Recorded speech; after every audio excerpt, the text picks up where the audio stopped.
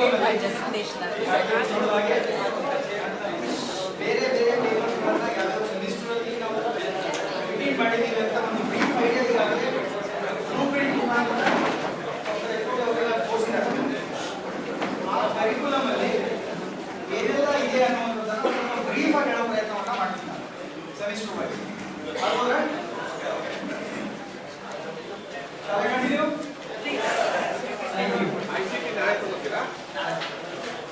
Okay, so ಈ B Ed curriculum ಮುಖ್ಯ ಉದ್ದೇಶನೇ ಏನು ಅಂದ್ರೆ ಎನ್ಸಿಟಿ ಉದ್ದೇಶನೂ ಆಗಿದೆ ಅಂತ ಹೇಳಿದ್ವಿ.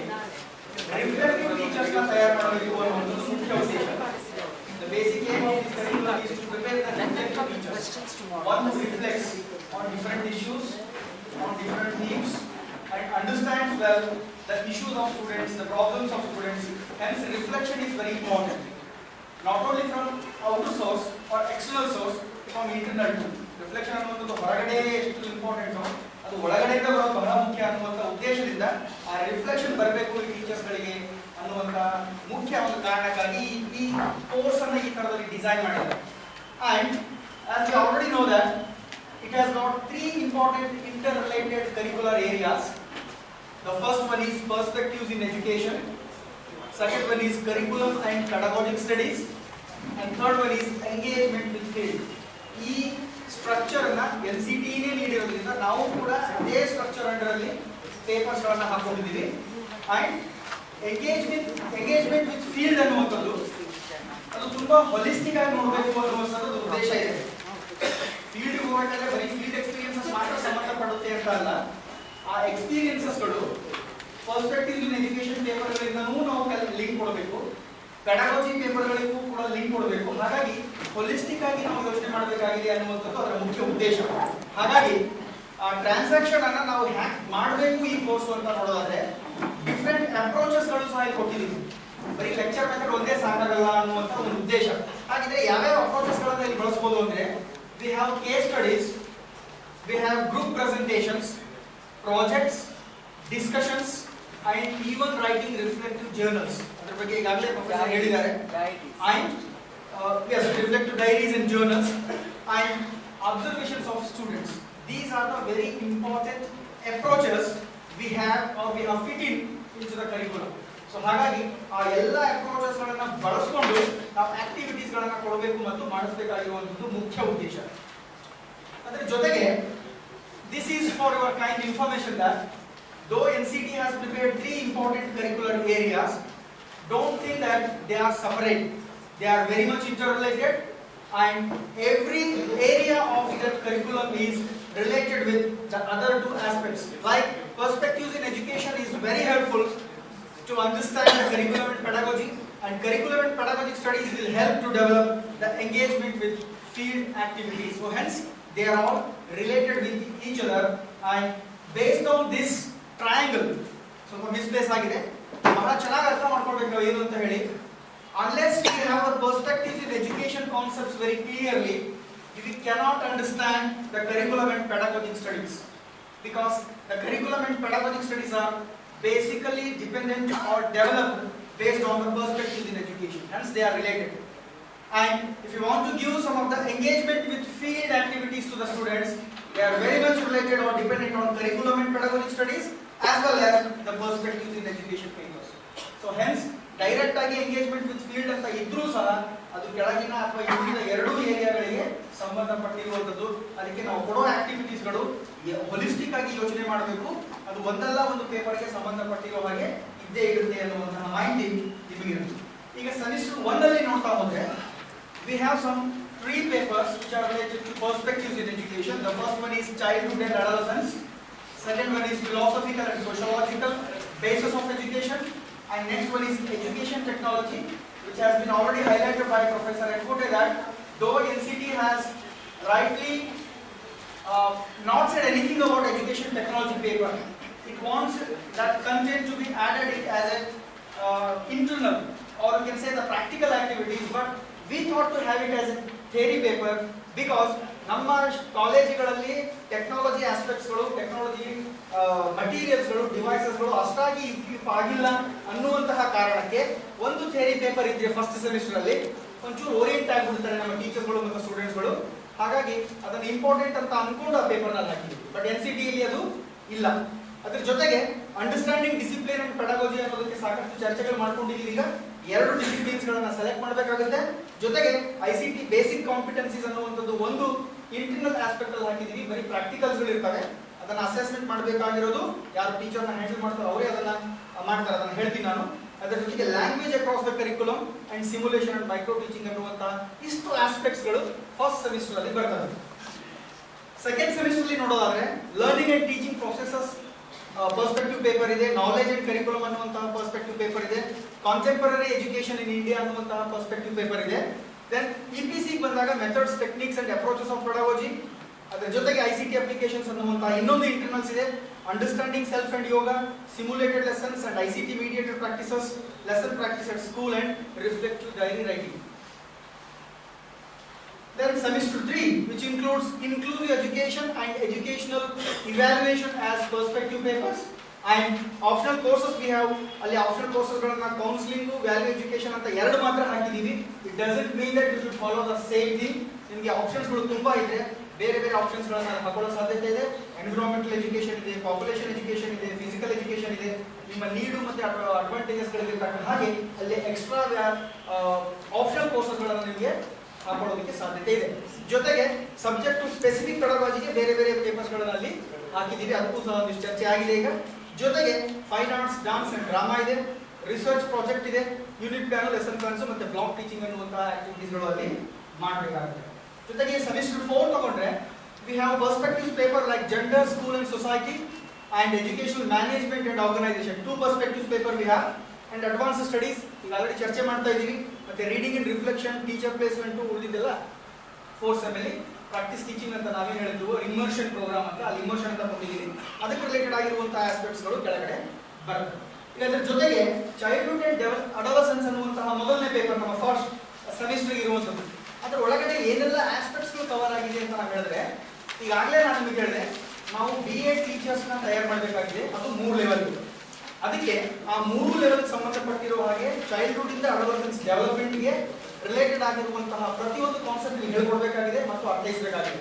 ಯಾಕೆಂದ್ರೆ unless a student teacher understands the development procedures of an individual and that too from childhood to adolescence, he will not come to know the issues, problems and handling procedures. Hence it is very much required for a student teacher to understand that is the basic intention in keeping this paper. And we should also understand that teacher educator ಅರ್ಥ ಮಾಡಿಸಬೇಕಾಗಿದೆ ಏನು ಅಂತಂದ್ರೆ, class ಅಲ್ಲಿ ಬರುವಂತಹ ಮಕ್ಕಳು ಬೇರೆ ಬೇರೆ social ಮತ್ತು educational cultural context ಗಳಿಂದ ಬರ್ತಾರೆ. ಕ್ಲಾಸ್ ಅಲ್ಲಿ ಒಂದು ಮಗು ಇದೆ ಅಂದ್ರೆ ಯಾವ ಸೋಷಿಯಲ್ ಕಾಂಟೆಕ್ಸ್ಟ್ ಇಂದ ಬಂದಿದೆ ಅಂತ ಮಾಡ್ಕೋಬೇಕಾಗಿರುವಂತದ್ದು ಬಹಳ ಮುಖ್ಯವಾಗಿದೆ. ಹಾಗಾಗಿ ಎಲ್ಲಾ ವಿದ್ಯಾರ್ಥಿಗಳು ಒಂದೇ ತರ ಅಂತ ಅನ್ಕೊಂಡು ಪಾಠ ಮಾಡೋದು ಇಷ್ಟು ದಿನ ಏನ್ ಮಾಡಿದೀವೋ ಅದು ತಪ್ಪಾಗಿದೆ.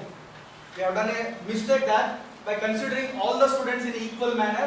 No, they are different because every child comes from a different socio-cultural context. So hence it is also very essential to understood by a teacher that each child is different. Though we can find out some of the similarities also, we can generalize something, but it is also very essential to understand that each child is unique. So ಅದಕ್ಕೆ ಆ concepts ಗಳನ್ನ ಅಲ್ಲಿ ಹಾಕೊಂಡಿದ್ದೀವಿ. And ಹಾಗಿದ್ರೆ ಆ ಮಗುವಿನ ಮೇಲೆ ಬೇರೆ ಬೇರೆ ಯಾವ ಯಾವ ಏಜೆನ್ಸಿಗಳು, ನಾವು ಏಜೆನ್ಸಿ ಅಂತ ತಗೋತೀವಿ, ಸ್ಕೂಲು, ಫ್ಯಾಮಿಲಿ, ನೇಬರ್ಹುಡ್ಸ್ ಅದರ ತಗೊಂಡಾಗ ಹೇಗೆ ಇಂಪ್ಯಾಕ್ಟ್ ಮಾಡ್ತಾ ಇದೆ ಬೆಳವಣಿಗೆಯ ಮೇಲೆ ಅನ್ನುವಂಥದ್ದು. ಒಂದು ರೂರಲ್ ಬ್ಯಾಕ್ ಗ್ರೌಂಡ್ ಇಂದ ಬಂದಿರುವಂತಹ ಮಗುವಿನ ಬೆಳವಣಿಗೆನೇ ಬೇರೆ ಇರುತ್ತೆ, ಅರ್ಬನ್ ಏರಿಯಾದಲ್ಲಿ ಬಂದಿರುವಂತಹ ಮಗುವಿನ ಬೆಳವಣಿಗೆ ಬೇರೆ ಇರುತ್ತೆ, ಬಡ ಮಗುವಿನ ಬೆಳವಣಿಗೆ ಬೇರೆ ಇರುತ್ತೆ, ಶ್ರೀಮಂತ ಕುಟುಂಬದಲ್ಲಿ ಹುಟ್ಟಿರುವಂತಹ ಮಗುವಿನ ಬೆಳವಣಿಗೆ ಬೇರೆ ಇರುತ್ತೆ. ಹಾಗಾಗಿ ಆ ಎಲ್ಲ ಕಾಂಟೆಕ್ಸ್ಟ್ ಗಳನ್ನ ಅರ್ಥ ಮಾಡ್ಕೊಳ್ಳುವಂಥದ್ದು ಸಹ ಮುಖ್ಯವಾಗಿರುವ ಉದ್ದೇಶ ಇದೆ. And it is not only related to that, it is also very essential to formulate amalgamation of different theories and subjects. Like we have some cross cultural psychology, sociology, anthropology, ಅವೆಲ್ಲ theories ಗಳನ್ನ ಅರ್ಥ ಮಾಡಿಕೊಂಡು ಒಂದು ಮಗುವಿನ ಅರ್ಥ ಮಾಡ್ಕೋಬೇಕಾಗಿದೆ. ಹಾಗಾಗಿ this paper stands for that. So that is childhood and adolescence. ಅದಕ್ಕೆ ಮೊದಲಿಗೆ ಆ ಪೇಪರ್ ಅನ್ನು ನಾವು ಮಗುವಿನ ಬಗ್ಗೆ ಅರ್ಥ ಮಾಡ್ಕೊಳ್ಳಿ ಅನ್ನುವಂತ ಉದ್ದೇಶ. ಹಾಗಾಗಿ ಇದಕ್ಕೆ ರಿಲೇಟೆಡ್ ಆಗಿರುವಂತಹ ಆಕ್ಟಿವಿಟೀಸ್ಗಳು ನಮ್ಮ ಸಿಲೆಬಸ್ ಅಲ್ಲಿ ನಾವು ನೀಡಿಲ್ಲ, ಅಲ್ಲಿ ಕೊಡಕ್ಕಾಗಿಲ್ಲ. But we have framed the activities. So these are the activities you can give it to your students. Just like observe children in various settings ಅಂತ ಕೊಟ್ಟಿದ್ದೀವಿ. ಸೆಟ್ಟಿಂಗ್ಸ್ ಗಳನ್ನ ನೀವು ಡಿಸೈಡ್ ಮಾಡಿ. We don't want to name it as a social setting or cultural setting. ಬೇರೆ ಬೇರೆ ನಾವು ಬೇಡ. ಬೇರೆ ಬೇರೆ ಸೆಟ್ಟಿಂಗ್ಸ್ ಅಲ್ಲಿ ಇರುವಂತಹ ವಿದ್ಯಾರ್ಥಿಗಳನ್ನ ಮಕ್ಕಳನ್ನ ನೀವು ಸೆಲೆಕ್ಟ್ ಮಾಡಿ ಆ ಆಕ್ಟಿವಿಟೀಸ್ ಗಳನ್ನ ಕೊಡ್ಬೋದು. ಮತ್ತೆ ವಿಶೇಷವಾಗಿ ಏನಾದರೂ ಸಾಧನೆ ಮಾಡಿದಾರ ಆ ಥರದ ಮಕ್ಕಳು ಅಂತ, ಯಾವುದೋ ಒಂದು ಬಡ ಕುಟುಂಬದಿಂದ ಬಂದಿರುವಂತಹ ಮಗು ವಿಶೇಷವಾಗಿ ಸಾಧನೆ ಮಾಡಿದ್ರೆ ಅದರ ಬ್ಯಾಕ್ ಗ್ರೌಂಡ್ ಅನ್ನು ಅರ್ಥ ಮಾಡ್ಕೊಳ್ಳಿ ಮತ್ತು ಸಾಧನೆಗೆ ಏನು ಕಾರಣಗಳಿವೆ ಈ ತರದ ಅಬ್ಸರ್ವೇಷನ್ಸ್ ಮಾಡುವಂತಹ ಒಂದಿಷ್ಟು ಆಕ್ಟಿವಿಟೀಸ್ ಗಳನ್ನ ನೀವು ಕೊಡಬಹುದು. ಜೊತೆಗೆ seminar on human development related aspects ಗಳು ಏನೆಲ್ಲ ಇದೆಯೋ, ಹ್ಯೂಮನ್ ಡೆವಲಪ್ಮೆಂಟ್ ಅಂದ್ರೆ ಫಿಸಿಕಲ್ ಡೆವಲಪ್ಮೆಂಟ್ ಬರುತ್ತೆ, ಮಾರಲ್ ಡೆವಲಪ್ಮೆಂಟ್ ಬರುತ್ತೆ, ಸೈಕಲಾಜಿಕಲ್ ಡೆವಲಪ್ಮೆಂಟ್ ಬರುತ್ತೆ, ಸೋಷಿಯಲ್ ಡೆವಲಪ್ಮೆಂಟ್ ಬರುತ್ತೆ. ಆ ಎಲ್ಲದಕ್ಕೂ ಸಂಬಂಧಪಟ್ಟಿರೋ ಹಾಗೆ ನೀವು ವಿಶೇಷ ಆಕ್ಟಿವಿಟೀಸ್ ಗಳನ್ನ ಸೆಮಿನಾರ್ಗಳ ಮುಖಾಂತರ ಕೊಡೋದಕ್ಕೂ ಒಂದು ಆಪ್ಷನ್ ಇದೆ. ಜೊತೆಗೆ writing journal aspects of human development 5 aspects, yes, which we have listed in syllabus. And writing journal for reflection and case studies. Reflection ಗೆ ಆಲ್ರೆಡಿ ಎಕ್ಸಾಂಪಲ್ಸ್ ಗಳನ್ನ ಸರ್ ಹೇಳಿದ್ದಾರೆ. ಅವರಿಗೆ ಏನು ಫೀಲಿಂಗ್ ಆಗಿದೆ, ಅವ್ರು ಏನು ಅನ್ಕೊಂಡಿದ್ದಾರೆ, ಅವರ ಫಸ್ಟ್ ಹ್ಯಾಂಡ್ ಎಕ್ಸ್ಪೀರಿಯನ್ಸ್ ಅಲ್ಲಿ ಏನು ರಿಫ್ಲೆಕ್ಟ್ ಆಗ್ತಾ ಇದೆ ಅನ್ನುವಂಥದ್ದನ್ನು ಕುರಿತು ಬರೆಸುವ ಒಂದು ಪ್ರಯತ್ನ ಆಗಬೇಕಾಗಿದೆ. ಯಾಕಂದ್ರೆ ನಮ್ಮ ವಿದ್ಯಾರ್ಥಿಗಳ ಬರವಣಿಗೆ ಯಾವ ಮಟ್ಟಿಗಿದೆ ಅಂದ್ರೆ ಪುಸ್ತಕದಲ್ಲಿ ಏನು ನೋಡ್ತಾರೋ ಅದನ್ನೇ ಮೆಮೊರೈಸ್ ಮಾಡಿ ಬರೆಯುವಂತಹ ವಿದ್ಯಾರ್ಥಿಗಳು ನಮ್ಮಲ್ಲಿ ಸಾಕಷ್ಟಿದ್ದಾರೆ. ಉದ್ದೇಶ ಇಷ್ಟೇ ಇದೊಂದು ರಿಫ್ಲೆಕ್ಟಿವ್ ಜರ್ನಲ್ನ ಉದ್ದೇಶ ಏನು ಅಂದ್ರೆ ಅಟ್ಲೀಸ್ಟ್ ಫಸ್ಟ್ ಬಿಗಿನಿಂಗ್ ಅಲ್ಲಿ ಒಂದೊಂದು ಸಣ್ಣ ಸಣ್ಣ ಪ್ಯಾರಾಗಳಾದ್ರೂ ಬರೆಸೋ ಪ್ರಯತ್ನಗಳನ್ನ ಮಾಡಿರ್ತಾರೆ. ಸ್ವಂತವಾಗಿ ಬರೆಯೋದಿದೆಯಲ್ಲ ಅದು ಅದಕ್ಕೆ ರಿಫ್ಲೆಕ್ಷನ್ ಅಂತ ಹೇಳೋದು. ಯಾವುದೋ ಒಂದು ಇನ್ಸಿಡೆಂಟ್ ನೋಡ್ತೀನಿ ಅದು ನನಗೇನು ಅನ್ಸುತ್ತೆ ಅನ್ನುವಂತಹ ಒಂದು ಸಣ್ಣ ಪ್ಯಾರಾ ಬರ್ಕೊಟ್ರೆ ಇಟ್ಸ್ ಎ ರಿಫ್ಲೆಕ್ಷನ್. ಅದು ನಮ್ಮ ವಿದ್ಯಾರ್ಥಿಗಳಲ್ಲಿ ಹೆಚ್ಚು ಕಡಿಮೆ ನಶಿಸಿ ಹೋಗಿದೆ. ಯಾಕಂದ್ರೆ ಏನಿದೆಯೋ ಅದನ್ನ ಕಾಪಿ ಮಾಡಿ ಮೆಮೊರೈಸ್ ಮಾಡಿ ವಾಮಿಟ್ ಮಾಡ್ತಾ ಇದೆಯೋ ಹೊರತು ಬೇರೆ ಏನು ಮಾಡ್ಸಕ್ ನಮ್ಮಿಂದ ಆಗ್ತಾ ಇಲ್ಲ. ಸೊ ಅದು ಹೋಗ್ಲಿ ಅನ್ನೋ ಕಾರಣಕ್ಕೆ ಅದನ್ನ ಇಟ್ಟಿದೀವಿ. ಅದೇ ರೀತಿ ಕೇಸ್ ಸ್ಟಡೀಸ್ ಗಳನ್ನ ಮಾಡಿಸಿ ಅದ್ರ ಮೇಲೂ ಸಹ ಒಂದಿಷ್ಟು ರಿಫ್ಲೆಕ್ಟ್ ಮಾಡ್ಕೊಳ್ಳೋದಕ್ಕೆ ಅವಕಾಶ ಕೊಡಬಹುದಲ್ಲಿ. ಇಶ್ಯೂಸ್ ರಿಲೇಟೆಡ್ ಟು ಪ್ರಾಪರ್ಟಿ ಆಗಿದೆ, ಇಟ್ ಇಸ್ ಪ್ಯೂಬರ್ಟಿ ಆಗಬೇಕು. So puberty related many issues ಇರ್ತವೆ, ನಿಮ್ಗೆ ಗೊತ್ತಿದೆ. ಸೊ ಹಾಗಾಗಿ ಅದಕ್ಕೆ ರಿಲೇಟೆಡ್ ಆಗಿರುವಂತಹ ಇಶ್ಯೂಸ್ಗಳು ಏನಿದೆ ಅನ್ನುವಂಥದ್ರ ಬಗ್ಗೆ ನೀವು ಆಕ್ಟಿವಿಟೀಸ್ ಕೊಡ್ಬೋದು. ಅಂಡ್ ಇನ್ಫ್ಲೂಯೆನ್ಸ್ ಆಫ್ ಎನ್ವಿರಾನ್ಮೆಂಟ್ ಅಂದ್ರೆ ಬರೀ ನೀವು ಫಿಸಿಕಲ್ ಎನ್ವಿರಾನ್ಮೆಂಟ್ ಅಂತ ಅಷ್ಟೇ ಕನ್ಸಿಡರ್ ಮಾಡಬೇಡಿ. ಸೋಷಿಯಲ್ ಎನ್ವಿರಾನ್ಮೆಂಟ್ ಆಗಿರಲಿ, ಕಲ್ಚರಲ್ ಎನ್ವಿರಾನ್ಮೆಂಟ್ ಆಗಿರಲಿ, ಸೊ ಆ ಇಂಟೆಲೆಕ್ಚುಯಲ್ ಎನ್ವಿರಾನ್ಮೆಂಟ್ ಆಗಿರಲಿ, ಸೊ ಆ ಥರದ ಎನ್ವಿರಾನ್ಮೆಂಟ್ ರಿಲೇಟೆಡ್ ಕೇಸ್ ಸ್ಟಡೀಸ್ಗಳನ್ನ ನೀವಲ್ಲಿ ಕೊಡೋದಕ್ಕೆ ಸಾಧ್ಯತೆ ಇದೆ. Then studying roles and responsibilities of adulthood ಬಂದಾಗ ಏನೇನು ರೋಲ್ಸ್ಗಳು ಪ್ಲೇ ಮಾಡಕ್ಕೆ ಶುರು ಮಾಡ್ತಾರೆ, ರೆಸ್ಪಾನ್ಸಿಬಿಲಿಟೀಸ್ಗಳು ಏನೇನು ತಗೋತಾ ಇದ್ದಾರೆ. ವಿಶೇಷವಾಗಿ ಈಗ ರೂರಲ್ ಅಡಲ್ಟ್ಸ್ಗಳು ಹೇಗೆ ರೆಸ್ಪಾನ್ಸಿಬಿಲಿಟೀಸ್ ತಗೋತಾ ಇದ್ದಾರೆ, ಅರ್ಬನ್ ಅವ್ರು ಹೇಗೆ ತಗೋತಾ ಇದ್ದಾರೆ, ಇದಕ್ಕೆ ಕಂಪ್ಯಾರಿಟಿವ್ ಸ್ಟಡಿ ಆ ಥರದ ಆಕ್ಟಿವಿಟೀಸ್ಗಳನ್ನು ನೀವು ಕೊಡಿಸ್ಬೋದು. ಆಮೇಲೆ ಕರಿಯರ್ ಚಾಯ್ಸಸ್ ಆಗಬೇಕು. ಕರಿಯರ್ ಚಾಯ್ಸಸ್ಗಳು ಏನೇನಿದೆ ಆಕ್ಚುಲಿ ಅಡಲ್ಟ್ಹುಡ್ ಅಲ್ಲಿ ಏನಿರುತ್ತೆ, ಆಮೇಲೆ ಅದನ್ನ ಅದರ ರಿಲೇಟೆಡ್ ಸರ್ವೇಸ್ಗಳನ್ನ ಹಾಕೊಳ್ಳುವಂಥದ್ದು, ಇಂಟರ್ವ್ಯೂಸ್ನ ಮಾಡುವಂಥದ್ದು, ಅಬ್ಸರ್ವೇಷನ್ಸ್ ಮಾಡುವಂಥದ್ದು, ಫೋಕಸ್ ಗ್ರೂಪ್ ಡಿಸ್ಕಷನ್ಸ್ ಕೂಡ ಹಾಕೋಬಹುದು. ಫೋಕಸ್ ಗ್ರೂಪ್ ಅಂದ್ರೆ ಎರಡು ಗುಂಪುಗಳಲ್ಲೇ ಇರ್ತವೆ. ಒಂದು ಗುಂಪು ಒಂದು ತರ ಹೇಳುತ್ತೆ, ಇನ್ನೊಂದು ಗುಂಪು ಇನ್ನೊಂದು ತರ ಹೇಳುತ್ತೆ. ಅಲ್ಲಿ ಅದು ಚರ್ಚೆ ಮಾಡೋದಕ್ಕೆ ಅವಕಾಶ ಮಾಡಿಕೊಟ್ಟು ಒಂದೇನೋ ತೀರ್ಮಾನಕ್ಕೆ ಬರ್ತಾರೆ. ತೀರ್ಮಾನಕ್ಕೆ ಒಂದೇ ಬರಬೇಕು ಅಂತಲೂ ಇಲ್ಲ. they may say that they are right, yes. So ಒಟ್ಟಾಗಿ ಆ ತರದ ಕ್ಲಾಸ್ ರೂಮ್ ಅಲ್ಲೇ ಸಹ ಒಂದಿಷ್ಟು ಡಿಸ್ಕಷನ್ಸ್ ಗಳನ್ನ ಮಾಡಿಕೊಂಡು ಅದನ್ನ ರಿಪೋರ್ಟ್ ಮಾಡುವಂತ ಕೆಲಸನೂ ಸಹ ಆಗಬೇಕಾಗಿದೆ. ವಿಶೇಷವಾಗಿ focus group discussions important titles you can pick up yes and make this group discussions on those titles. For example, abuse of children today in classrooms, you know, that can be a focus, and on that you can have for what is known as group discussions and so on. That's another activity. ಮುಖ್ಯವಾಗಿರತಕ್ಕಂತ ಉದ್ದೇಶ ಏನಂದ್ರೆ ಅದು culture, ಇದು what is that, adult roles ಅಲ್ಲಿ ಬರ್ತವೆ. adult roles, adult teacher cannot abuse his own child, you know, so we can talk about those issues as well. And a very important issue related to, or issue we can say, what we can expect from focused group discussions is understanding others' views is very important. ಯಾಕೆ ನಮ್ಮ ಟೀಚರ್ಸ್ಗಳು ಒಂದ್ ಕಡೆ ಎಲ್ಲರೂ ಸೇರಿದಾಗ ಜಗಳ ಆಡ್ತೀವಿ ಅಂದ್ರೆ we haven't learned that. ಬೇರೆಯವರು ಏನು ಹೇಳ್ತಾ ಇದ್ದಾರೆ ಅನ್ನುವಂಥದ್ದು ಅರ್ಥ ಮಾಡ್ಕೊಳ್ಳೋದು ನಮ್ಗೆ ಕಷ್ಟ ಇದೆ. ಅದನ್ನ ಅರ್ಥ ಮಾಡ್ಕೊಂಡು ನಾನು ನನ್ನ ಪಾಯಿಂಟ್ಸ್ಗಳನ್ನ ಹೇಗೆ ಸಪೋರ್ಟ್ ಮಾಡಬೇಕು ಅನ್ನುವಂಥದ್ದು ಕಷ್ಟ ಇದೆ. ಹಾಗಾಗಿ ಅದು ಆ ಯಂಗ್ ಟೀಚರ್ಸ್ ಅಲ್ಲಿ ಬೆಳೆಸಬೇಕಾಗಿರೋದು ಬಹಳ ಮುಖ್ಯವಾಗಿದೆ. Because views may be different. ಒಬ್ಬರು ಹೇಳಿರೋದನ್ನ ಇನ್ನೊಬ್ರು ಒಪ್ಪಬೇಕು ಅನ್ನುವಂಥ ಅರ್ಥ ಅನ್ನಲ್ಲ. But how to handle the situation is very important. ಅದಕ್ಕೆ ಫೋಕಸ್ಡ್ ಗ್ರೂಪ್ ಅಲ್ಲಿ ಪರ ಮತ್ತು ವಿರೋಧ ಇಬ್ಬರು ಇರ್ತಾರೆ. ಅಲ್ಲಿ ಹೇಳ್ಕೊಡ್ಬೇಕಾಗಿದೆ. ಇನ್ನೊಬ್ರು ನಿಮ್ಮ ವಿರುದ್ಧ ಮಾತಾಡ್ತಾ ಇರಬೇಕಾದ್ರೆ how to listen it, how to receive it, and how to respond in a polite manner. That's very important. How to conduct the whole, And how to conduct such focus group discussions is also a vital aspect of that particular activity. So these are the activities which we have listed. Not only this, if you feel something is different and something is extra, as you can have any other related activities ಅಂತ ಬೇಕಿದ್ರೆ ನೀವು ಹಾಕೋಬಹುದು. ಹಾಕೊಂಡು ಆ ಕಂಟೆಂಟ್ಗೆ ಸಂಬಂಧಪಟ್ಟಿರುವ ಹಾಗೆ ಆಕ್ಟಿವಿಟೀಸ್ಗಳನ್ನ ಕೊಡೋದಕ್ಕೂ ಸಾಧ್ಯತೆ ಇದೆ. So this is regarding childhood and adolescence. And the next one is philosophy and sociology of education. ಈಗಾಗಲೇ ನಮಗೆ ಈ ಪೇಪರ್ ಹಿಂದೂ ಕೂಡ ಇತ್ತು, ಅದಕ್ಕೆ ಎಕ್ಸ್ಟ್ರಾ ನಾನು ಏನು ಹಾಕಬೇಕು ಅನ್ನೋಂಥದ್ದು ಹಾಕಿಲ್ಲ. Just you go through the content ಅಷ್ಟೇ. ಅದರೊಳಗಡೆ ಏನೇನಿದೆ ಅನ್ನುವಂಥದ್ದು ನೋಡಿ. ಫಿಲಾಸಫಿಕಲ್ ಫೌಂಡೇಶನ್ಸ್ ಕೊಟ್ಟಿದ್ದೀವಿ. ಸ್ಕೂಲ್ಸ್ ಆಫ್ ಫಿಲಾಸಫಿ ಇದೆ, ಲೈಕ್ ಐಡಿಯಲಿಸಮ್, ನ್ಯಾಚುರಲಿಸಮ್, ಪ್ರಾಗ್ಮ್ಯಾಟಿಸಮ್.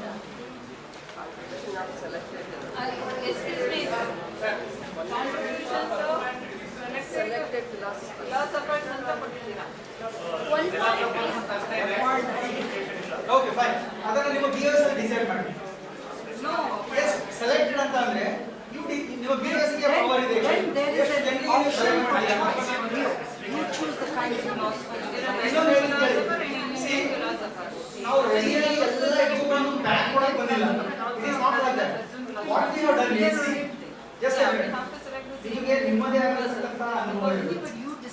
ಕಂಟೆಂಟ್ ಹೇಳ್ತಿದ್ರೆ ಅದಕ್ಕೂ ಕೂಡ ಅವಕಾಶ ಕೊಡಬೇಕು ಅನ್ನೋ ಕಾರಣಕ್ಕೆ ಕೆಲವೊಂದು ಸ್ಲಾಟ್ಸ್ ಅನ್ನು ಖಾಲಿ ಬಿಟ್ಟಿದ್ದೀವಿ. So what you have to do is paper wise you have to BOS members in you can choose some of the resource persons universities ಅಲ್ಲಿ ಆ ಪೇಪರ್ ವೈಸ್ ತಗೊಂಡ್ಬಿಟ್ಟು ಏನೆಲ್ಲ ಮಾಡಿಫಿಕೇಶನ್ಸ್ ಬೇಕು ಅಥವಾ ಎಡಿಷನ್ಸ್ ನೀಡ್ ಇದೆಯೋ ಅದನ್ನ ಮಾಡ್ಕೊಳ್ಳೋದಕ್ಕೂ ಸಾಧ್ಯತೆ ಇದೆ. ಸೊ ಅದಕ್ಕೆ 25% of addition and review is also possible in this curriculum. We are not restricting you. ನಾವು ಎಲ್ಲಿಂದನೋ ಕುತ್ಕೊಂಡು ಮಾಡ್ಕೊಂಡ್ಬಂದು ನೀವು ಇದನ್ನೆಲ್ಲ ಮಾಡಿ ಅಂತ ನಾವು ಹೇಳ್ತಾ ಇಲ್ಲ. ನಿಮಗೂ ಕೂಡ ಅವಕಾಶ ಇರಲಿ, ಯಾಕಂದ್ರೆ ಆ ಅವಕಾಶ ನಿಮ್ದು ಆಗಬೇಕು ಅನ್ನೋ ಒಂದೇ ಕಾರಣಕ್ಕೆ ನಾವು ಕೆಲವೊಂದು ಸ್ಲಾಟ್ಸ್ಗಳನ್ನ ಖಾಲಿ ಬಿಟ್ಟಿದ್ದೀವಿ. ಹಾಗಾಗಿ ಅವುಗಳನ್ನ ತುಂಬಿಕೊಳ್ಳೋ ಜವಾಬ್ದಾರಿ ನಿಮ್ದು. BOS ಅದನ್ನೆಲ್ಲ ಸಜೆಸ್ಟ್ ಮಾಡಿ ನಿಮ್ಮ BOS ನೀವು ಫಾರ್ವರ್ಡ್ ಮಾಡಿದ್ರೆ ಏನಾಗಿದೆ ಅಂದ್ರೆ ಈಗ ಆಲ್ರೆಡಿ ಕಾಲೇಜ್ ಫಸ್ಟ್ ಯೂನಿಟ್ ಅಲ್ಲಿ ಬರ್ತಾರೆ. ಈಗ ಆಲ್ರೆಡಿ ನಾವು ಎಲ್ಲ ಆಸ್ಪೆಕ್ಟ್ಸ್ BOS ಅಲ್ಲಿ ಹೋಗಿ ಡಿಸೈಡ್ ಮಾಡಿ ಕಾಲೇಜಸ್ಗೆ ಮುಗಿಸೋದಷ್ಟೊತ್ತಿಗೆ ಟೇಕ್ಸ್ ಟೈಮ್. ಅಲ್ಲ, you have to do it fast. ಎಲ್ಲ ಸ್ಲಾಟ್ಸ್ಗಳಿಲ್ಲ ಆಕ್ಚುಲಿ, ಕೆಲವೊಂದು ಮಾತ್ರ. ಈಗ ನೀವು ಕೇಳಿದ್ರಲ್ಲ ಯಾರ್ಯಾರು ಅನ್ನುವಂಥದ್ದು, you decide yourself. Common platform you decide. Okay, I'll move to the next actually. And then we choose and the BOS will ratify it. Just a minute. See, ನಿಮ್ಮ ಏನಾದರೂ ಕ್ವೈರೀಸ್ ಗಳಿದ್ರೆ, ಸಜೆಷನ್ಸ್ ಗಳಿದ್ರೆ Please write. Please write. ಎಲ್ಲಾನು ಚರ್ಚೆ ಮಾಡಿ, right? ಹಾಗೆ ಮಾಡಿ. That's what I said. We'll ratify. Yes. Another important thing, one thing I have to tell you that philosophy ಅಂದ್ರೆ ಬರೀ ಪುಸ್ತಕವನ್ನು ಓದಿ ತಿಳಿಸೋದು ಅಷ್ಟೇ ಫಿಲಾಸಫಿ ಅನ್ಕೊಂಡಿದ್ದೀನಿ. ಒಂದು ಎಕ್ಸಾಂಪಲ್ ಹೇಳ್ತೀನಿ. ಯಾಕೆಂದ್ರೆ some people say that philosophy is a very easy subject. And ಕೆಲವರು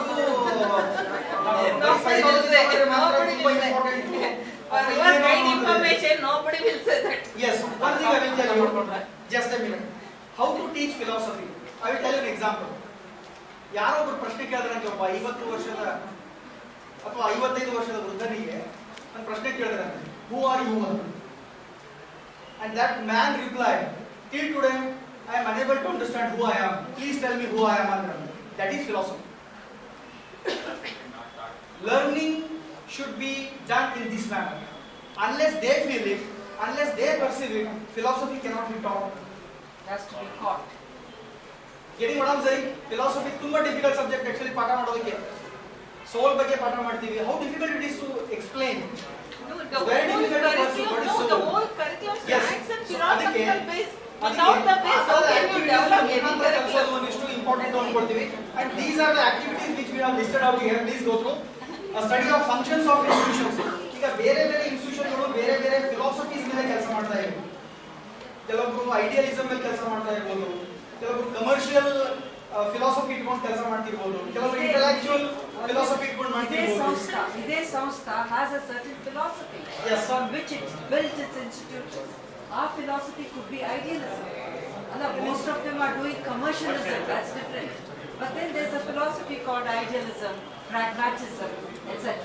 And some schools or colleges have also done with a blend of philosophy, like idealism and that is called eclectic philosophy. So ಆ ತರದ ಒಂದಿಷ್ಟು ಫಿಲಾಸಫಿಗೆ ಯಾವ್ಯಾವ ಇದೆ, ಯಾವ ವಿಷಯಕ್ಕೆ ಕೆಲಸ ಮಾಡ್ತಾ ಇದೆ ಅನ್ನೋ ಪ್ರಯತ್ನನೂ ಒಂದಿಷ್ಟು ಮಾಡ್ಬೋದು ಆಕ್ಟಿವಿಟೀಸ್ಗಳ ಮುಖಾಂತರ. And reflection of human values mentioned in Indian constitution. Constitution ಬಗ್ಗೆ ತುಂಬಾ ಚರ್ಚೆ ನಡೀತಾ ಇದೆ. Unless we respect our constitution, we cannot create A good citizens ಅನ್ನುವಂತಹ ಮಾತುಗಳು ತುಂಬಾ ಕೇಳಿ ಬರ್ತಾ ಇವೆ. That is the basic intention keeping these value activities in the syllabus. So ಅದಕ್ಕೆ ಏನೇನು ಹ್ಯೂಮನ್ ವ್ಯಾಲ್ಯೂಸ್ಗಳು ಆಡ್ ಮಾಡಿದ್ದಾರೆ, ಅದನ್ನ ಹೇಗೆ ನಾವು ಫಾಲೋ ಮಾಡ್ತಾ ಇದ್ದೀವಿ ಅನ್ನುವಂತಹ ಆಕ್ಟಿವಿಟೀಸ್ಗಳು ಕೊಡ್ಬೋದು. And opinion and activities regarding national integration, ಇದು ಕೂಡ ತುಂಬಾ ಚರ್ಚೆ ನಡೀತಾ ಇದೆ. ನಾವು ಅನ್ಕೊಂಡಿರೋ ನ್ಯಾಷನಲ್ ಇಂಟಿಗ್ರೇಷನ್ ಬೇರೆ ಇದೆ. Actually in real sense national integration ಅಂದ್ರೆ ಏನು, ಅದಕ್ಕೆ ಒಬ್ಬ ನಾಗರಿಕ ಏನೆಲ್ಲ ಮಾಡಬೇಕಾಗಿದೆ, ಅರ್ಥ ಮಾಡ್ಕೊಳ್ಬೇಕಾಗಿದೆ ಅನ್ನುವಂತಹ ಆಕ್ಟಿವಿಟೀಸ್ಗಳು ಸಹ ಇಲ್ಲಿ ಕೊಡಬೇಕು. ಜೊತೆಗೆ modernisation and cultural change, modernisation ಆಗೋದ್ರಿಂದ ಸಾಕಷ್ಟು ಕಲ್ಚರಲ್ ವ್ಯಾಲ್ಯೂಗಳು ಚೇಂಜ್ ಆಗಿದೆ, ಕಲ್ಚರಲ್ ಚೇಂಜ್ ಆಗಿದೆ. Exactly what it is, cultural change ಆಗೋದೆಲ್ಲ ಮಾಡರ್ನೈಸ್ ಅಂತ ಅನ್ಕೋಬಹುದಾ, ಆ ತರದ ರಿಲೇಟೆಡ್ ಆಕ್ಟಿವಿಟೀಸ್ ಗಳನ್ನ ಕೊಡೋ ಸಾಧ್ಯತೆ ಇದೆ. ರಿಫ್ಲೆಕ್ಷನ್ ಆನ್ ಇಂಟರ್ನ್ಯಾಷನಲ್ ಅಂಡರ್ಸ್ಟ್ಯಾಂಡಿಂಗ್, ಮೊದಲು ನಮ್ಮ ಸಂವಿಧಾನ ಆಯಿತು, ಅದಾದ್ಮೇಲೆ ನ್ಯಾಷನಲ್ ಇಂಟಿಗ್ರೇಷನ್ ಆಯಿತು, and next international understanding. It is also very important to understand how to live happily, how to maintain the brotherhoodness among the other country people also. So that is the basic intention of keeping this activity and any other related activity ಅಂತ ಹಾಕಿದೀವಿ. ಸಾಕಷ್ಟು ಆಕ್ಟಿವಿಟೀಸ್ಗಳಿಗೆ ಸಂಬಂಧಪಟ್ಟಿರುವಂತದ್ದು ಕೊಡೋದು ಸಾಧ್ಯತೆ ಇದೆ. The next is educational technology. It's a base perspective paper which we have added here. Content ಅನ್ನು ನಾವು ಇಷ್ಟು scroll ಮಾಡ್ತೀನಿ, ಹಾಗೆ ನೋಡ್ಬಿಡಿ. ಬೇಸಿಕ್ಸ್ ಆಫ್ ಎಜುಕೇಶನ್ ಟೆಕ್ನಾಲಜಿ ಹಾಕಿದೀವಿ, ಮೀಡಿಯಾ ಇನ್ ಎಜುಕೇಶನ್ ಲಿಸ್ಟ್ ಹಾಕಿದೀವಿ. ಜೊತೆಗೆ ಎಜುಕೇಶನಲ್ ಸಿಸ್ಟಮ್ಸ್ ಅನ್ನೋದಕ್ಕೆ ಬೇರೆ ಬೇರೆ ವೆರೈಟೀಸ್ ಆಫ್ ಸಿಸ್ಟಮ್ಸ್ ಎಲ್ಲ ಹಾಕಿದೀವಿ. ಜೊತೆಗೆ understanding of ICT in education ಅನ್ನೋದಕ್ಕೂ ಸಹ ಒಂದು ಯೂನಿಟ್ ಇದೆ. ಸೊ ಅದ್ರ ರಿಲೇಟೆಡ್ ಆಗಿ ಒಂದಿಷ್ಟು ಲರ್ನಿಂಗ್ ಆಕ್ಟಿವಿಟೀಸ್ ಗಳನ್ನ ಕೂಡ ಕೊಟ್ಟಿದ್ದೀವಿ. ವಿಸಿಟಿಂಗ್ ಡಿಫರೆಂಟ್ ವೆಬ್ಸೈಟ್ಸ್ ಅಂತ ಹಾಕಿದೀವಿ. ವೆಬ್ಸೈಟ್ಸ್ಗಳು ಎಕ್ಸಾಂಪಲ್ಸ್ಗಳು ಅಲ್ಲಿದೆ. ಆ ವೆಬ್ಸೈಟ್ಗಳಿಂದ ಒಂದಿಷ್ಟು ಡಾಕ್ಯುಮೆಂಟ್ಸ್ ಗಳನ್ನ ಕಲೆಕ್ಟ್ ಮಾಡುವಂತಹ ಆಕ್ಟಿವಿಟಿಗಳು ಮಾಡಬಹುದು, ಪಾಲಿಸೀಸ್ಗಳು ಕಲೆಕ್ಟ್ ಮಾಡಬಹುದು, ಪ್ಲಾನ್ಸ್ ಗಳನ್ನ ಕಲೆಕ್ಟ್ ಮಾಡಬಹುದು, ಸ್ಕಾಲರ್ಶಿಪ್ಸ್ಗಳು ಏನೇನಿದೆ ಮುಂದೆ ಅದು ಕೂಡ ಅವರಿಗೆ ಅವಕಾಶ ಕೊಡೋದಕ್ಕೆ ಸಾಧ್ಯತೆ ಇದೆ. ಆಮೇಲೆ ಅದೆಲ್ಲದರ ಮೇಲೆ ಒಂದು ರಿಪೋರ್ಟ್ ನ ಬರೆಯಬಹುದು. ಯಾವುದೋ ಒಂದೊಂದು ವೆಬ್ಸೈಟ್ ಕೊಟ್ಟು ಅದರ ಮೇಲೆ ರಿಪೋರ್ಟ್ ಬರೆಯುವಂತಹ ಆಕ್ಟಿವಿಟೀಸ್ ಗಳನ್ನ ಕೊಡೋದಕ್ಕೆ ಸಾಧ್ಯತೆ ಇದೆ. That can be given. And free website development and usage, ಒಂದು ಸ್ವಲ್ಪ ಟೆಕ್ನಾಲಜಿ ಚೆನ್ನಾಗಿದೆ, ಸ್ವಲ್ಪ ಯೂಸ್ ಮಾಡ್ತಿದ್ದಾರೆ ಅನ್ನುವಂತಹ ಮಕ್ಕಳಿಗೆ ಆ ತರದಲ್ಲಿ ಕೊಟ್ಟರು ಸಹ they can develop the websites also. And simple activities like recording audio video lessons, ಅದು ಕೂಡ ಮಾಡೋದಕ್ಕೆ ಸಾಧ್ಯತೆ ಇದೆ. And presentations on those recordings, editing and writing a report, how they have done it. So ಆ ತರದ ಆಕ್ಟಿವಿಟೀಸ್ಗಳನ್ನು ನೀವು ಕೊಡಬಹುದು. ಜೊತೆಗೆ CAI ಡೆವಲಪ್ಮೆಂಟ್, ಸಿಂಪಲ್ ಆಗಿರುವಂತಹ ಕಂಪ್ಯೂಟರ್ ಅಸಿಸ್ಟೆಡ್ ಇನ್ಸ್ಟ್ರಕ್ಷನ್ ಹೇಗೆ ಕೊಡೋದಕ್ಕೆ ಸಾಧ್ಯತೆ ಇದೆ, ಹಾಗೆಲ್ಲ ಮಾಡಬಹುದು. ಅದರ ಮೇಲೆ ರಿಪೋರ್ಟ್ ಅನ್ನು ಬರೆಯುವಂತಹ ಆಕ್ಟಿವಿಟೀಸ್ಗಳು. ಅಂಡ್ ಮೊಬೈಲ್ ಲರ್ನಿಂಗ್ ಆಕ್ಟಿವಿಟೀಸ್ಗಳು ಸಹ ನೀವು ಕೊಡಬಹುದು ಬೇಕಿದೆ. Transfer of A file through Bluetooth and sending the messages, MMSs and any other features. ಬೇರೆ ಫೀಚರ್ಸ್ ಗಳ ಆಕ್ಟಿವಿಟೀಸ್ಗಳು ಸಹ yes ಅವುಗಳು ಕೂಡ, ಅಥವಾ ಒಂದು ಮೊಬೈಲ್ ಮುಖಾಂತರ ಒಂದು ಸಣ್ಣ ಗುಂಪನ್ನು ಮಾಡಿಕೊಂಡು creating a WhatsApp group, that can be an activity. So ಆ ತರದ ಆಕ್ಟಿವಿಟೀಸ್ಗಳು ಕೊಟ್ಟಿದ್ದೀವಿ. Development of a blog and login to YouTube, download and upload. So ಅದಕ್ಕೆ ಯೂಟ್ಯೂಬ್ ಹೋಗ್ಬಿಟ್ಟು ಒಂದು ಲಾಗಿನ್ ID ನ ಕ್ರಿಯೇಟ್ ಮಾಡಿಕೊಂಡು ರಿಲೇಟೆಡ್ ಆಗಿರುವಂತಹ ಸೋಷಿಯಲ್ ಮೀಡಿಯಾ ಅಂತ ಬರಬೇಕಲ್ಲ. ಸೊ ಅದಕ್ಕೆ ನಮಗೆ ಗೊತ್ತಿದ್ದಾಗ Indians are very good downloaders. ಪ್ರಪಂಚದಲ್ಲಿರುವಂತಹ ಇಂಟರ್ನೆಟ್ ಸ್ಟ್ಯಾಟಿಸ್ಟಿಕ್ಸ್ ನ ನೋಡಿದ್ರೆ ಪ್ರತಿದಿನ ಭಾರತದಲ್ಲಿ ತುಂಬಾ ಜನ ಹೈಯೆಸ್ಟ್ ರ್ಯಾಂಕಿಂಗ್ ಅಂತ ನಾವೇನ್ ಹೇಳ್ತೀವೋ ಡೌನ್ಲೋಡ್ ಮಾಡ್ಕೊಳ್ತಾನೆ ಇರ್ತೀವಿ. ಯಾಕೆಂದ್ರೆ ನಮ್ಗೆ ಎಲ್ಲೂ ಸಿಕ್ಕಿಲ್ಲ ಅಂದ್ರೆ ಇಂಟರ್ನೆಟ್ ಅಲ್ಲಿ ಸಿಗುತ್ತೆ ಅನ್ನುವಂತಹ ನಂಬಿಕೆ ನಮ್ಮೆಲ್ಲರಿಗೂ ಇದೆ. ಯಾವುದೇ ಕಾನ್ಸೆಪ್ಟ್ ನಾವು ಏನೇ ತಯಾರು ಮಾಡ್ಕೊಳ್ಳಿ ಪ್ರೆಸೆಂಟೇಷನ್ಸ್, ಸೊ ಅದಕ್ಕೆ ಬರೀ ಡೌನ್ಲೋಡಿಂಗ್ ಮಾಡ್ಕೊಳ್ಳುವಂತಹ ಒಂದು ಆಸ್ಪೆಕ್ಟ್ ಮಾತ್ರ ಕಲಿಸಿದ್ರೆ ಸಾಕಾಗಲ್ಲ, ಅವ್ರು ಅಪ್ಲೋಡಿಂಗ್ ಮಾಡುವಂತಹ ಕಾನ್ಸೆಪ್ಟ್ ಅವ್ರಿಗೆ ಗೊತ್ತಿರಬೇಕು, ಸ್ಕಿಲ್ಸ್ಗಳು. ಹಾಗಾಗಿ ಯಾವುದೋ ಒಂದು ಅವ್ರದೇ ಸ್ವಂತ ವಿಡಿಯೋನ ಅಪ್ಲೋಡ್ ಮಾಡುವಂತಹ ಕೆಲಸಗಳು ಸಹ ಆಗ್ಬಿಟ್ರೆ it's a small activity, it's not too big not too hard, but they learn something from that. So ಅದರ ರಿಲೇಟೆಡ್ ಆಗಿರುವಂತಹ ಪ್ರೊಸೀಜರ್ ನ ಒಂದು ರಿಪೋರ್ಟ್ ಮಾಡ್ಕೊಳ್ಳಿ, that can be a very good activity. And writing a report on TV lessons and discussions. NCERT ಸಾಕಷ್ಟು television lessons ಗಳನ್ನ ಈಗಾಗಲೇ ನೀಡ್ತಾ ಇದೆ. ದರ್ಶನ್ ಅನ್ನುವಂತಹ ಚಾನಲ್ ಮುಖಾಂತರ ಪ್ರೋಗ್ರಾಮ್ಸ್ ಬರ್ತಾ ಇದೆ, ಅವುಗಳನ್ನ ರೆಕಾರ್ಡ್ ಮಾಡ್ಕೊಳ್ಳಿ. ಅದರ ಮೇಲೆ ಒಂದು ಬೇಕಿದ್ರೆ ರಿಪೋರ್ಟ್ ಅನ್ನ ಚರ್ಚೆಗಳನ್ನ ಹೇಗೆಲ್ಲ ಲೆಸನ್ ಇಂಟ್ರೊಡ್ಯೂಸ್ ಮಾಡಿದ್ರು, ಏನೆಲ್ಲ ಕಾನ್ಸೆಪ್ಟ್ಸ್ ಗಳು ಕವರ್ ಆಗಿದೆ ಅನ್ನುವಂಥದ್ದು ಒಂದು ರಿಲೇಟೆಡ್ ಆಸ್ಪೆಕ್ಟ್ ಆಗಿ ಆಕ್ಟಿವಿಟಿನ ಕೊಡಬಹುದು. And radio lessons are part of teaching learning process. Actually ಈಗ 8ನೇ ತರಗತಿವರೆಗೆ ಅದನ್ನ ಎಕ್ಸ್ಟೆಂಡ್ ಮಾಡಿದ್ದಾರೆ. ಮುಂದಿನ ದಿನಗಳಲ್ಲಿ ಅದು ಇಡೀ ಹೈಸ್ಕೂಲ್ ಮತ್ತು ಕಾಲೇಜ್ಗೂ ಸಹ ಬರೋ ಸಾಧ್ಯತೆಗಳಿವೆ. ಹಾಗಾಗಿ ಅದ್ರ ಮೇಲೂ ಸಹ ಒಂದಿಷ್ಟು ಲೆಸನ್ಸ್ ಗಳನ್ನ ರೆಕಾರ್ಡ್ ಮಾಡಿಕೊಂಡು ಕೇಳಿ ಡಿಸ್ಕಷನ್ ಮಾಡಿ ಒಂದು ರಿಪೋರ್ಟ್ ಬರೆಯುವಂತಹ ಕೆಲಸಗಳಾಗಬೇಕಾಗಿದೆ. ಜೊತೆಗೆ list of the content related different learning experiences. So different different learning experiences we give to the students in the learning procedure. Demonstration can be a very good experience. Dramatizing can be a very good experience. So ಆ ತರದಲ್ಲಿ ಸುಮಾರು learning experiences ಗಳಿವೆ. ಅವುಗಳನ್ನ list out ಮಾಡೋದು class rooms ಅಲ್ಲಿ ಯಾವ experiences ಗಳನ್ನ ನಾವು ತಗೋತಾ ಇದ್ದಾರೆ ಅನ್ನುವಂಥದ್ದು ರಿಲೇಟೆಡ್ ಆಗಿ ಕೂಡ ಅಲ್ಲಿ ಆಕ್ಟಿವಿಟೀಸ್ ಗಳನ್ನ ಹಾಕೊಂಡಿದ್ದೀವಿ. ಇಷ್ಟಲ್ಲದೇನೆ ಮತ್ತೆ ಇನ್ನೂ ಯಾವ್ದಾದ್ರು ಆಕ್ಟಿವಿಟಿಗಳು ಕೊಡಬಹುದು ಅಂತ ಅನ್ಸಿದ್ರೆ ಖಂಡಿತವಾಗ್ಲೂ ಇಲ್ಲಿ ಆಡ್ ಮಾಡಬಹುದು. And next is understanding disciplines and subjects. So ಅದು ಕೂಡ ಎರಡು ಪೇಪರ್ಗಳನ್ನು ಇಲ್ಲಿ select ಮಾಡ್ಕೋಬೇಕಾಗಿದೆ. The basic intention of this paper is to understand the nature and role of disciplinary knowledge. ಯಾವ ಡಿಸಿಪ್ಲಿನ್ ಅಲ್ಲಿ ಏನು ನಾಲೆಜ್ ಇದೆ, ಅದರ ಪಾತ್ರ ಏನು, ಆಕ್ಚುಲಿ ಆ ಶಿಕ್ಷಕರಿಗೆ ಹೇಗಾದ್ರೂ ಕಲಿಬೇಕಾಗಿದೆ ಮತ್ತು ಕಲಿಸಬೇಕಾಗಿದೆ ಅನ್ನುವಂತಹ ವಿಶೇಷ ಅಂಶಗಳನ್ನ ಇಲ್ಲಿ ನಾವು ಆಡ್ ಮಾಡಿದ್ದೀವಿ. ಅದರ ಜೊತೆಗೆ ನಿಮ್ಗೆ ಗೊತ್ತಿದ್ದಾಗ ಈಗ language, maths, science, social science ಅನ್ನುವಂತಹ ಬೇರೆ ಬೇರೆ ಡೊಮೇನ್ಗಳನ್ನು ಅದನ್ನು ನೀಡ್ತಾ ಇದ್ದೀವಿ. So any two student has to choose and learn here. And this is regarding the course work lab work, course for lab work ICT basics ಅಂತ ನಾವು ಇಲ್ಲಿ ಹಾಕಿದ್ದೀವಿ. ಅದಕ್ಕೆ ರಿಲೇಟೆಡ್ ಆಗಿರುವಂತಹ ಕಂಟೆಂಟ್ ಇದೆ, ಬಟ್ ಇದು ಟೀಚಿಂಗ್ ಮಾಡಂಗಿಲ್ಲ. Don't go for teaching this concept. You have to do it in the lab work. Lab ಅಲ್ಲಿ ಮಾಡುವಂಥದ್ದು just by discussing something or just by giving some seminars by the students themselves or by interaction, you have to go through. And related to that, actually again some of the activities have been listed out here. ಅದಕ್ಕೆ related ಆಗಿರುವಂತಹ activities ಗಳು ಇದೆ. Simple ಆಗಿ power point presentations ನ ಮಾಡುವಂಥದ್ದು, word file ಅನ್ನು ಮಾಡ್ಕೊಳ್ಳುವಂಥದ್ದು, resume ready ಮಾಡುವಂಥದ್ದು, file ನ ಟ್ರಾನ್ಸ್ಫರ್ ಮಾಡುವಂಥದ್ದು, ಇಮೇಲ್ ಐಡಿ ಗಳನ್ನ ಕ್ರಿಯೇಟ್ ಮಾಡುವಂಥದ್ದು. These are all the basic things. ಈ ಎಲ್ಲವುಗಳನ್ನ ನೀವು ಫಸ್ಟ್ ಸೆಮಿಸ್ಟರ್ ಅಲ್ಲೇ ಮಾಡ್ಕೊಂಡ್ರೆ these activities will help you indirectly. I'll tell you how. ವಿದ್ಯಾರ್ಥಿಗಳಿಗೆ ನೀವು ಫಸ್ಟ್ ಸೆಮ್ ಅಲ್ಲಿ ಇವೆಲ್ಲ ಕಲಿಸ್ಬಿಟ್ರೆ ಸೆಕೆಂಡ್, ಥರ್ಡ್, ಫೋರ್ತ್ ಸೆಮಿಸ್ಟರ್ ಅಲ್ಲಿ ವಿಶೇಷವಾಗಿ ತುಂಬಾ ನಿಮ್ಮ ಸಮಯ ಉಳಿಸುತ್ತೆ. ಅದು ನಿಮ್ಮ ಕೆಲಸನೂ ಸಹ ಈಸಿ ಮಾಡೋಕ್ಕಾಗುತ್ತೆ, ವಿದ್ಯಾರ್ಥಿಗಳಿಗೆ ತುಂಬಾ ಚೆನ್ನಾಗಿ ಗೈಡ್ ಸಹ ಮಾಡ್ಬೋದು. ಅದಕ್ಕೆ ಫಸ್ಟ್ ಸೆಮ್ ಅಲ್ಲಿ ಒಂದಿಷ್ಟು ಆಕ್ಟಿವಿಟೀಸ್ಗಳು ಹಾಕೊಳ್ಳುವಂಥದ್ದು ಬಹಳ ಮುಖ್ಯ ಅಂತ ನನಗೆ ಅನಿಸ್ತದೆ. ಅದರ ಜೊತೆಗೆ ವಿಶೇಷವಾಗಿ ಎಲ್ಲಿಂದ ಶುರು ಮಾಡಬೇಕಿನ್ನು ಅಂದ್ರೆ how to start a LCD. ಎಷ್ಟೋ ಜನರಿಗೆ ಪವರ್ ಪಾಯಿಂಟ್ ಪ್ರೆಸೆಂಟೇಷನ್ಸ್ ಮಾಡಕ್ಕೆ ಬರುತ್ತೆ, but how to switch on the LCD, how to connect, they don't know. So ಅದಕ್ಕೆ try to give them the first hand experience. Tell them to connect the wires, tell them to start the monitor, tell them to fix the resolution also. ಇಮೇಜ್ನ ಹೇಗೆ clear ಆಗಿ ಮಾಡಬೇಕು ಎಲ್ಲವನ್ನ ಪ್ರತಿಯೊಂದು ಅವರಿಂದನೇ ಮಾಡಿಸಿ, and they will learn the things. And when they start learning, that aspect itself will motivate them to learn many things. ICT ವಿಶೇಷತೆನೇ ಅದೇ. ಯಾಕೆ ಮಕ್ಕಳು ಈಗ ನೋಡಿದ ತಕ್ಷಣ ಅದನ್ನ ತಗೊಳ್ತವೆ ಅಂದ್ರೆ ಲರ್ನಿಂಗ್ ಗೆ ಒಂದು ವಿಶೇಷತೆ ಇದೆ actually. when they learn something different, that too with the help of ICT, which is more colorful, which is more dynamic and which is more smart. ಯಾವಾಗ ಆ ತರದ ಆಕ್ಟಿವಿಟೀಸ್ ಗಳು ಕಲಿತಾ ಬರ್ತಾರೆ, ಕಲಿಕೆಯ ಪ್ರಮಾಣ ಹೆಚ್ಚಾಗುತ್ತೆ. ಆಮೇಲೆ ಸ್ವಂತವಾಗಿ ಕಲಿಯೋಕೆ ಶುರು ಮಾಡ್ತಾರೆ. ನೀವು ಬರೀ LCD ನ ಆನ್ ಮಾಡೋದು ಹೇಳ್ಕೊಡಿ, they will start using the softwares also. They will start themselves the CPU, they will start to use some of the softwares, they open the files, they type something. These are all the nurturant effects ಅಂತ ಹೇಳ್ತೀವಿ. Research ಆಗಿದೆ ಅದರ ಮೇಲೆ. ಯಾವಾಗ ಒಂದು aspect ಅಲ್ಲಿ ನೀವು ಮುಂದುವರಿತಾ ಹೋಗ್ತೀರಾ, ಉಳಿದ ಆಸ್ಪೆಕ್ಟ್ಸ್ ಗಳನ್ನ ನೀವು ಕಲಿಸೋ ಅವಶ್ಯಕತೆ ಇಲ್ಲ, ತಮ್ಮಷ್ಟು ತಾವೇ ಕಲಿಬಹುದು. ಇವತ್ತಿಗೂ ಸಹ ನಮಗೆ ಯಾರು ಮೊಬೈಲ್ ಕೈಯಲ್ಲಿ ಹಿಡಿದು ಕಲಿಸಿದಾರೆ ಯಾರಿಗಾದ್ರು? But still we use to a greater extent. How? That is self-learning. So ಅದಕ್ಕೆ ಆ ತರದ ಆಕ್ಟಿವಿಟೀಸ್ ಗಳನ್ನ ಕೊಡೋ ಪ್ರಯತ್ನ ಇಲ್ಲಿ ಮಾಡಲಾಗಿದೆ. And this is the structure of assessment. Assessment ಬಗ್ಗೆ ಹೇಗೆ ಅಂದ್ರೆ ನೀವು ಅಸೈನ್ಮೆಂಟ್ಸ್ ಗಳನ್ನ ಲ್ಯಾಬ್ ರೆಕಾರ್ಡ್ಸ್ ಗಳನ್ನ 15 ಮಾರ್ಕ್ಸ್ ಗೆ ಕೊಡಿ, ಒಂದು ಟೆಸ್ಟ್ ಅನ್ನ ಹಿಡಿಬೇಕಿದ್ರೆ 10 ಅಂಕಕ್ಕೆ. ಅದಕ್ಕೆ ಅದರ ಜೊತೆಗೆ ಪ್ರಾಕ್ಟಿಕಲ್ ಎಕ್ಸಾಮಿನೇಷನ್ಸ್ ಗಳನ್ನ ಇಟ್ಟು 25 ಅಂಕಿಗೆ ನೀವು ಅಸೆಸ್ಮೆಂಟ್ ಮಾಡಬಹುದು. ಟೋಟಲ್ ಅಲ್ಲಿ 50 ಅಂಕಗಳು ಆಗ್ತದೆ. So no external interference, as I can say. The person who taught, one who conducted the experiments, he has the right to assess his own students.